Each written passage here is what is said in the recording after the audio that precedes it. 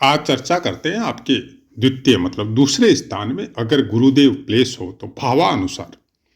जीवनाथ जी का कथन है कि जिस मनुष्य के जन्म समय में बृहस्पति धन भाव में विराजित हो तो ऐसा इंसान बहुत अच्छे काव्यों की रचना करता है, वाक्पटु होता है, श्रेष्ठ राजा के दरबार में दंडाधिकारी होता है मतलब न्यायाधीश होता है, मजिस्ट्रेट या वर्तमान समय में जो व्यवस्था है उसके अनुसार आपका जज हो, मजिस्ट्रेट हो, उस तरह की पोस्ट इनके पास होती है। लोगों में प्रतिष्ठा होती है, धन की भी स्थिति कुछ ज्यादा नहीं कह सकते लेकिन कम भी नहीं होती, सेम जो नॉर्मल जो ईमानदारी से जो प्राप्त होता है उसी को प्राप्त करते हैं। लेकिन लोगों की दृष्टि में बहुत ही सम्माननीय व्यक्तित्व ऐसे लोगों का होता है। धन के कारक भी है गुरुदेव। अब हम लोगों की चर्चा है कन्या लगन की, और कन्या लगन में गुरुदेव आपके चतुर्थ और सप्तम का स्वामित्व इनको प्राप्त है। तो जब चतुर्थ स्थान का स्वामी धन स्थान में हो तो उसके विषय में होरा पाराशर कहती है कि चतुर्थ अगर द्वितीय स्थान में हो तो इंसान भोगों को भोगने वाला और सब प्रकार के पुत्र धन, यशोधन, सुख धन, संचित धन, जितने भी प्रकार के धन है, पशुधन, वाहन, भूमि, सुख, ये सब कुटुंब, ये सब इनको प्राप्त होता है। मानी होता है, साहसी होता है और दिखावा भी करने वाला होता है। अब सप्तमेश अगर आपके दूसरे स्थान पे हो तो सप्तमेश अगर दूसरे स्थान में हो तो स्त्री संपर्क से धन पाने वाला और सोने की मात्रा मतलब नींद की मात्रा शरीर में थोड़ी ज्यादा हो सकती है। तो ऐसा कुछ ये सब पुस्तकों के अनुसार जो अभी तक बताया आपको उसी के अनुसार बताया। आगे की जो चर्चा रहती है वो भी 99% पुस्तकों के अनुसार रहती। लेकिन क्या होता है कि जब आपके पास अनेक तरह की पुस्तकें कई सालों से आप अध्ययन कर रहे हो, क्योंकि कई तरह का डिपार्टमेंट है ज्योतिष में, वरक कुंडलियों का है, चंद्र कुंडली है, सूर्य कुंडली है, उसके बाद में आपके अष्टक वर्ग है, दशा महादशा है, अंतरदशा है, लग्नेश से किस तरह का साधन आपको देखना है और जिस भाव में बैठा है वो अपने भाव से कितनी दूरी पर बैठा है, ये सब चीजों से आपको पता चलता है कि अनेक तरह के फलों को पढ़ते पढ़ते दिमाग में कुछ फीडिंग्स फिक्स हो जाती है। लेकिन उसको ये समझ में नहीं आता है जब वो बोलता है या कोई चीज की चर्चा करता है या कुंडली का प्रिडिक्शन करता है, तब वो उस समय उसको न तो पेज नंबर याद होते, न उस पुस्तक का वो पाठ याद रहता है कि कहां पढ़ा था, लेकिन पढ़ा था। वो पढ़ा हुआ उसका स्थिर हो जाता है जब वो किसी कुंडली की प्रिडिक्शन करने जाता है या देखने जाता है कि ये यहां पर बैठ के किस तरह का फल देगा, तो एक तो पढ़ा हुआ उसके सामने आता है। फिर क्या होता है कि तरह तरह की कुंडलियों में जब वो अभ्यास करता है तब उसके अंशों के अनुसार, नक्षत्रों के अनुसार, नवमांश कुंडली के अनुसार उसको विभिन्न तरह के फल आते हैं, तो वो भी फिक्स होते जाते हैं। तो इस तरह की जो चर्चा है ये उसके बाद में करते हैं हम लोग। दूसरे स्थान में बैठा हुआ है, दूसरा स्थान क्या है? आपकी वाणी का है। तो गुरुदेव क्या वाणी के कारक है? नहीं है। कौन है वाणी के कारक? लग्नेश, मतलब कन्या लगन की चर्चा है तो जाहिर सी बात है लग्नेश बुध होते, बुध देव वाणी के कारक है। तो आपको कन्या लगन में यहां पे तुला राशि आती और तुला राशि पे बैठा हुआ बुध, क्योंकि तुला राशि का अपना एक व्यक्तित्व है जो पुस्तकों से जो प्राप्त होता है कि तुला राशि न्याय की कारक है, व्यापार की कारक है, हायर एजुकेशन की भी कारक है। तुला राशि समव्यवहार की कारक है, किसी के प्रति राग द्वेष करके, छल कपट करके कोई काम नहीं करती। जो भी ग्रह बैठा था, जिस राशि में बैठा होता है, जिस नक्षत्र में बैठा होता है, उसके कारकत्वों को ग्रह ग्रहण करता है। मतलब ग्रह के कारकत्व वो राशि कभी ग्रहण नहीं करती है। ये ध्यान रखिएगा आप कि नक्षत्र में, किसी नक्षत्र में जैसे कन्या राशि में या तुला राशि में कोई ग्रह बैठा हुआ हो तो उसके अनुसार उस नक्षत्र में जो आएगा उसके, भाई ये नक्षत्र दूसरे स्थान में है और तुला राशि है तो तुला राशि में चित्रा का तीसरा और चतुर्थ चरण आएगा, स्वाति के चारों चरण आएंगे, विशाखा का 1, 2, 3, गुरुदेव का खुद का तीनों चरण आएंगे। तो जिस नक्षत्र पे गुरुदेव बैठे हुए, तो वो नक्षत्र जो है वो गुरुदेव के कारकत्व ग्रहण नहीं करेगी, गुरुदेव उस नक्षत्र के कारकत्व ग्रहण करेंगे। मतलब जिस अंश पे, जिस चरण पे, जिस नक्षत्र पे गुरुदेव बैठे हुए, उस नक्षत्र के जो कारकत्व है वो गुरुदेव ग्रहण करेंगे, उसके अनुसार आपको फल देंगे। तो नक्षत्रों का योगदान आपकी राशियों से बहुत ज्यादा होता है। और प्रायकर आपने देखा होगा कि राशियों के विषय में हम कुछ ज्यादा बोलते नहीं है। हाँ, पुस्तकों में लिखा है तो बताते हैं, इस राशि पे उच्च का होता है, इस राशि पे नीच का होता है। उच्च नीच के विषय में भी हम ज्यादा नहीं बताते। क्यों? यही पुस्तक बताती है कि ऊंच और नीच का षटबल में कोई विशेष योगदान नहीं होता है, लेकिन सबसे ज्यादा योगदान क्या होता है कि जैसे गुरुदेव आपके दूसरे स्थान पे बैठे, अच्छा दूसरे स्थान के कारक भी होते हैं, तो राशि अनुसार या भाव अनुसार या कारक अनुसार, कालपुरुष की कुंडली अनुसार गुरुदेव को कौन कौन सा स्थानों का स्वामित्व प्राप्त है। तो गुरुदेव को स्वामित्व प्राप्त है कालपुरुष की कुंडली अनुसार नवम स्थान का, और द्वादश स्थान का कन्या लगन में चतुर्थ का, और आपके सप्तम का। तो पहले तो आप देखो कि सप्तम स्थान से कहां पर बैठे हैं, तो अष्टम में बैठे। इसका मतलब क्या हुआ कि धनी होगा आदमी, कुछ गुप्त विद्याओं की तरफ भी आकर्षित होगा क्योंकि सप्तम दृष्टि दे रहा है अष्टम स्थान पे। उसके बाद में स्ट्रगल करके आगे बढ़ेगा, कंपटीशन एग्जाम देके बहुत बड़ी पोस्ट हासिल करेगा क्योंकि छठे स्थान पे पंचम दृष्टि दे रहा है। सेवा करने वाला होगा, या तो देश की करेगा, या अपने मठ मंदिर की करेगा, या अपने परिवार और समाज की करेगा। सेवा करने में चतुर होगा। उसके बाद में इनकी नवम दृष्टि जो है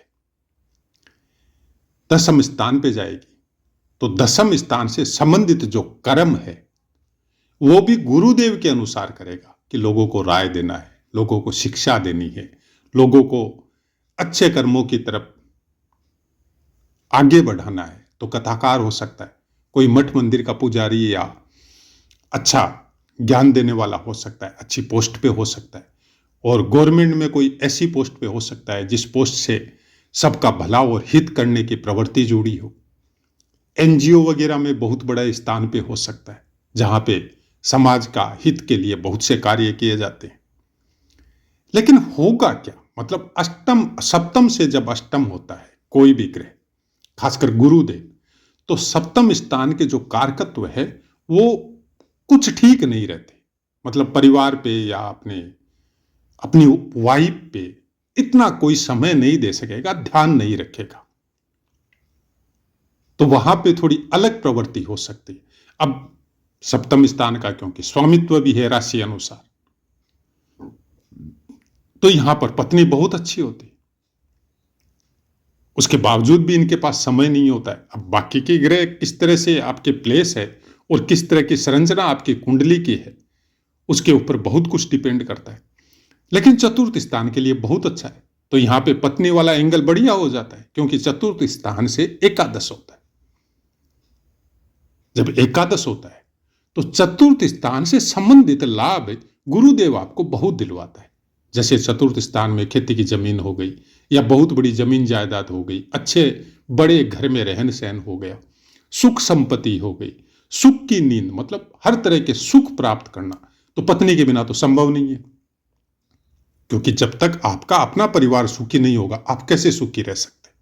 तो इसका मतलब यहां पे पत्नी वाला एंगल चतुर्थ स्थान की वजह से थोड़ा ठीक होता है। हाँ, ये हो सकता है कि पत्नी के साथ ये ज्यादा समय बिता नहीं सके, तो उसके लिए सामाजिक जिम्मेदारी, कोई चीज की पोस्ट की जब आ जाती है इंसान के ऊपर, तो जाहिर सी बात है फिर वो उसके पास वो बाकी के जो ऐश के संसाधन है, काम और भोग है, उसके पास वैसे समय होते नहीं है उसको पूर्ति करने के लिए या सामने वाले की इच्छा की पूर्ति करने के लिए। तो इसको इस तरह से समझ सकते हैं हम लोग।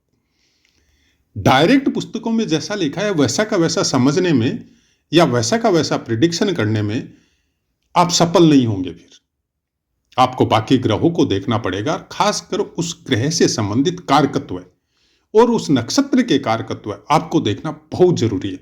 अब मायावी हो जाता है, दूसरे स्थान पे बैठा हुआ गुरु मायावी जैसा हो जाता है। मतलब कोई भी कृत्य करेगा तो हो सकता है वो किसी को बताए नहीं। उसके मन में क्या चल रहा है, उसके चेहरे के हाव भाव से ऐसे इंसानों को पकड़ना बहुत मुश्किल है। अब वो गुप्त गुप्त विद्या की तरफ भी आकर्षित होता है, क्योंकि सप्तम दृष्टि अष्टम स्थान पे। तो मायावी हमने क्यों बोला, स्वाति नक्षत्र में जा सकता, अगर बैठा हो तो विष्णु या भगवान शंकर का बहुत बड़ा भक्त हो सकता है, मंत्र साधना में जा सकता है। कुछ इस तरह की भविष्य को जानने वाली विधियां, चाहे वो ज्योतिष शास्त्र हो, चाहे मंत्र शास्त्र हो, चाहे तंत्र शास्त्र हो, उसमें पारंगत हो सकता है। तो बहुत तरह के तरीके हैं आप प्रिडिक्शन को समझने के लिए, लेकिन सबसे बड़ा तरीका यह है कि पहले तो सब ग्रहों का अध्ययन कीजिए, उन भावों का अध्ययन कीजिए, और उसके भी पहले आप जिसकी भी कुंडली का प्रिडिक्शन कर रहे हो उसके बारे में आपके पास पूरी जानकारी होनी चाहिए। और आप अगर अपनी कुंडली पे लगा रहे हो, अपने बारे में प्रिडिक्शन कर रहे हो, तो आपके माइनस और प्लस ईमानदारी के साथ उन फैक्टर पे अपनी नजर रखिए और उनको समझिए कि हमारे पास माइनस क्या है, हमारी भाव भंगिमा कैसी है, हमारे मन के विचार कैसे हैं। मन का विचार क्या है, आपकी नवमांश कुंडली, चंद्र कुंडली है। तो वो मन के विचार चंद्र कुंडली और नवमांश कुंडली से एकदम रिफ्लेक्ट होकर सामने आ जाते। अगर वैसे विचार आपके नहीं है तो इसका मतलब आपके माता पिता के संस्कार आपके अंदर बहुत अच्छे या बहुत गलत है। दोनों बातें हैं यहां पे, क्योंकि संस्कार स्वरूप में ही कोई न कोई ग्रह आपका बहुत ज्यादा बली हो जाता है। चाहे षड्बल में सूर्य बली हो, लेकिन संस्कार में अगर कोई ग्रह का बहुत ज्यादा आपको परिवार से, माता पिता से, बड़े बुजुर्गों से संस्कार में जैसे राहु का मिल गया, तो आपका राहु ज्यादा एक्टिव हो जाएगा फिर। जबकि प्रारब्ध के अनुसार आपको सूर्य बली मिला है, लेकिन आपने राहु को बली कर दिया। मतलब क्या हुआ इसका, कि आपने सूर्य को ग्रहण लगा दिया। इसका मतलब यही है। इसीलिए बोला जाता है कि कर्म प्रधान है। आपके प्रारब्ध के भोगों को प्राप्त करने के लिए कर्म सबसे मेन है। कर्मों के अनुसार ही आपको फल प्राप्त होगा। प्रारब्ध का फल भी कर्मों के अनुसार ही मिलेगा। आप ये मत सोचिए कि आपके प्रारब्ध में ये चीजें, कुछ चीजें फिक्स है। आपका जन्म फिक्स है, आपके माता पिता फिक्स है, आपके भाई बहन फिक्स है, आपका स्थान जन्म वाला फिक्स है। आप कहां जाके प्रोग्रेस करेंगे, अवनति करेंगे, उन्नति करेंगे, वो सब फिक्स है। आपकी मृत्यु फिक्स है, लेकिन बाकी चीजें आपके कर्मों के अनुसार प्रारब्ध आपकी हेल्प करेगा। प्रारब्ध के अनुसार सब कुछ मिल जाए, ये केवल जानवर और पशु पक्षियों को मिलता है, जिनके ऊपर कर्मों का कोई लाइबिलिटी नहीं है। वो कर्म वैसे ही करते हैं जो नेचुरलिटी के द्वारा उस जीव को उस जन्म में प्राप्त है। इंसान के ऊपर वो प्रतिबंध नहीं है। इंसान को एक स्पेशल छूट मिली है कर्मों की, और वो स्पेशल छूट के द्वारा आपके प्रारब्ध के भवबंधन को काट सकता है। ऐसी अनेक कथाएं या ऐसे अनेक भगवानों के जन्म है जिसमें साफ साफ बताया गया है कि आप अगर मुझ में स्थिर होके आप ये सोचो कि आपके अंदर मेरी ही ऊर्जा विद्यमान है, और आप मुझ में स्थिर मतलब पूरी तरह उसी ईश्वर का ध्यान करके उसको अपने हृदय में स्थिर करके अगर जब आप कर्म करते हैं तो आपके भवबंधन से आपको छुटकारा मिलता है। गीता का यही तो वाक्य है। तो जब आप पूरी तरह अगर भागवतिक हो जाते हैं, चाहे भक्ति मार्ग के द्वारा, चाहे कर्म कांड के द्वारा, चाहे मंत्र शास्त्र के द्वारा, तो फिर ग्रहों का तो कोई औचित्य ही नहीं है आपके ऊपर। तो ऐसी बहुत सी बातें हैं। आध्यात्मिक लाइन में जब आपका प्रवेश होता है ना, तो फिर ज्योतिष शास्त्र का एक अलग सा रूप समझ में आता है कि गुरु ने आपको ज्ञान दिया। कौन से गुरु ने? आपके आध्यात्मिक गुरु ने, आपके भागवतिक गुरु ने, या आपके अंदर स्वयं गुरु स्वरूप में ईश्वर बैठा हुआ है उसने, या आपने अपनी भौतिक दृष्टि से पहले नजर खोली, माता पिता है तो उनके संस्कारों ने आपको गुरु तत्व प्रदान किया। बोलने को बहुत कुछ है, लेकिन क्या है कि बोलने की भी सीमा है और विषय वस्तु से भी भटक सकते हैं। लेकिन पता नहीं क्यों हम ज्योतिष को इसी दृष्टि से देखते हैं। आपको यकीन नहीं आएगा, हम अपनी कुंडली पे ज्योतिष को बहुत कम लगाते।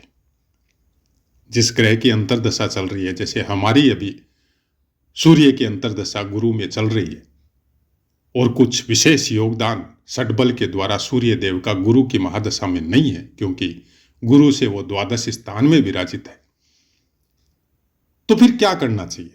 तो हमने क्या समझा कि आप जितना हो सके ईश्वर की भक्ति कीजिए, अपनी जो यात्रा है उसको सुगम बनाने की कोशिश कीजिए, जितना हो सके जो भी हैसियत आपकी है, चाहे धन के द्वारा, चाहे वाणी के द्वारा, चाहे ज्ञान के द्वारा, अपने समाज की या और किसी की भी आप सहायता कीजिए। अगर आप केवल भौतिक जरूरतों में रह जाएंगे कि कमाई नहीं हो रही है, खर्चे बढ़ते जा रहे हैं, उसी के चिंतन में रह जाएंगे, तो फिर वो सूर्य आपको अपमानित भी करवाएगा, आपके खर्चे भी ज्यादा बढ़वाएगा, और हो सकता है आपके अंग प्रत्यंग पे कहीं न कहीं चोट भी दे या अपमानित भी करे। दोनों चीज आपके सामने है। आप कौन सी यात्रा का चुनाव करते हैं यह आपके ऊपर है, क्योंकि भौतिक दृष्टि वाली यात्रा का चुनाव करेंगे तो भौतिक दृष्टि में जो फल सूर्य देव को देने चाहिए वो आपको जरूर देंगे। लेकिन जब आप आध्यात्मिक उन्नति वाली यात्रा का स्वागत करेंगे या उसमें प्रवेश करेंगे या उसके अनुसार अपने आप को ढालेंगे, याद रखिए ये जो मशीन भगवान ने दी है ना, इसको आप जैसा ढालना चाहते हैं वैसे ढल जाती है। इसका एक स्पेशल कारकत्व है इस भौतिक शरीर का। जिस अवस्था में आपको रहने के लिए दिया है ईश्वर ने, अगर उस अवस्था को आपने स्वीकार कर लिया तो फिर जीना बड़ा आसान है। लेकिन अगर स्वीकार नहीं किया, उससे लड़ना शुरू कर दिया, तो फिर वो तकलीफ देह है। कंपटीशन जरूर करना चाहिए कि हमको इस चीज में आगे बढ़ना है और हमको अपनी या अपने परिवार की उन्नति करनी, वो कीजिए। लेकिन अननेसेसरी फाइट, जो चीज प्रारब्ध में है ही नहीं आपके पास, उसके लिए आप गलत रास्ते का चुनाव करके अगर उसको प्राप्त करने की कोशिश करेंगे तो कर्म बंधन जो है ना, वो आपको प्राप्त करवाएगा, क्योंकि उसके लिए आपने कर्म किए हैं तो आपके पास आएगा। लेकिन प्रारब्ध में तो है नहीं वो आपको देने के लिए, तो आपकी बहुत सी चीजें वो लेके जाएगा। रिसेंटली एक केस हुआ है, मतलब जहां सर्विस करते हैं वहीं आसपास में कहीं पे कोई सर्विस करने वाला एक आदमी, जिसको अच्छी ड्यूटी, अच्छा सम्मान, सब कुछ दिया वहां के बॉस ने, और वो बैग में पैसे उठा के वहां से मतलब चला गया, छुट्टी काटने के लिए घर चला गया। अच्छा, विश्वास इतना था कि वहां के बॉस ने भी ध्यान नहीं दिया। ऐसा करते करते 15-20 दिन 25 दिन निकल गए। निकलने के बाद में बॉस को समझ में आया कि एक बैग दिया था उसमें कुछ पैसे थे, तो वो पैसे क्या बैंक में जमा नहीं करवाए, क्योंकि अचानक से बैंक बैलेंस नेगेटिव आ गया। जमा नहीं करवाया तो क्या हुआ, तो देखा बैंक में जमा नहीं है, तो उसको फोन मिला है तो फोन भी ऑफ है, स्विच ऑफ है। फिर उसकी जानकारी की, पता किया तो घर वगैरह का पता चल गया। तो हाथों हाथ, क्योंकि जो बड़ा बिजनेस करेगा तो उसकी जान पहचान, उसके लिंक भी हायर लेवल के होंगे, तो उस क्षेत्र के कमिश्नर तक वो बात पहुंची। कमिश्नर ने हाथों हाथ टीम बनाई और उसके गांव में जाके उसके घर में छापा मारा। आपको यकीन आएगा, मतलब वो पैसा तो ले गया, लेकिन डर की वजह से उस पैसे को वो खर्चा करने ही नहीं सका। वो घर में वैसे के वैसे एज इट इज पड़े हुए, घर वालों को भी नहीं बताया कि इसमें ऐसे ऐसे पैसा है। पूरा का पूरा पैसा बरामद हुआ। इंसान अपमानित हुआ, जेल में पहुंचा। उसके बाद में उसके पिताजी का न किसी का कोई फोन आया बॉस के पास कि हम लोगों को तो पता ही नहीं है, हम लोगों को बताया भी नहीं उसने, और हम लोगों ने ऐसी कोई शिक्षा भी नहीं दी, तो आप थोड़ी दया करो, कृपा करो। तब उसी बॉस ने वापस वो सब चीज को ठीक करवाया और वापस उसको जेल से निकलवा के उसके घर में भिजवाया। अब आप सोचिए कि जो उसके प्रारब्ध में नहीं था, कितना सम्मान उसको मिल रहा था जब वो अच्छे से सर्विस कर रहा था, अच्छा अपना ड्यूटी कर रहा था, अच्छे कर्म कर रहा था। लेकिन कंपटीशन वाली वो जो चीज है, वो मात्रा ईर्ष्या के रूप में या लोभ के रूप में कुछ इस तरह का संचार हुआ उसके अंदर कि उसने गलत कर्म किए। तो गलत कर्म किए तो जिस कर्म में वो निरंतर लगा रहता है, मन वचन कर्म से, उसके द्वारा वो चीज तो प्राप्त की उसने, कि उसको ज्यादा पैसे चाहिए था तो पैसे समय से पहले उसने प्राप्त की, तो प्राप्त तो हो गए, लेकिन उसी कर्म बंधन पे जो दोष बन गया, वो सजा भी उसने प्राप्त कर ली। अब क्या हुआ कि उस जगह से भी निकल गया, अच्छी सैलरी थी, अच्छी पोस्ट थी, सब जगह सम्मान था, पूरा मार्केट में सम्मान था, क्योंकि अच्छी फर्म थी। तो वहां से तो अपमानित हुआ, उस क्षेत्र में तो दोबारा नहीं आ सकता, पहली बात। दूसरी बात, वो अपने ही घर में अपमानित हुआ, क्योंकि माता पिता को बहुत बड़ा झटका लगा कि हमारा पुत्र, हमारा बच्चा, हम लोगों ने कभी ऐसा संस्कार दिया ही नहीं, फिर भी इसने ऐसा कुकर्म किया। तो उन लोगों को झटका लगा, तो वो मातृ श्राप और पितृ श्राप जो कुंडलियों में हम लोग देखते हैं कि एक वृद्ध माता पिता, जब कोई कुकर्मी, जब संतान ऐसे कोई कर्म करती है तो वो अपने ऊपर ले लेते हैं उस चीज को, क्योंकि हमारी संतान है और यह पाप कर्म तो हम लोगों का हुआ, कि हम लोगों के बीच में कोई कुछ न कुछ कमी थी, जिसकी वजह से ऐसी संतान, हम लोगों के कर्मों में कमी थी, हम लोगों ने कोई कुकर्म किए थे कि ऐसी संतान प्राप्त हुई। तो उस जातक के कई जन्मों के लिए वो मातृ श्राप और पितृ श्राप बन गए, और वो उसी दुख के साथ अपने आने वाले समय में प्राण भी छोड़ेंगे, क्योंकि सात्विक माता पिता थे तो वो इसी तरह के सोच सोच के वो प्राण छोड़ेंगे। अच्छा, गांव समाज में इंसल्ट हुई, क्योंकि सब गांव वालों को पता चल गया, वो जेल गया, पुलिस आई,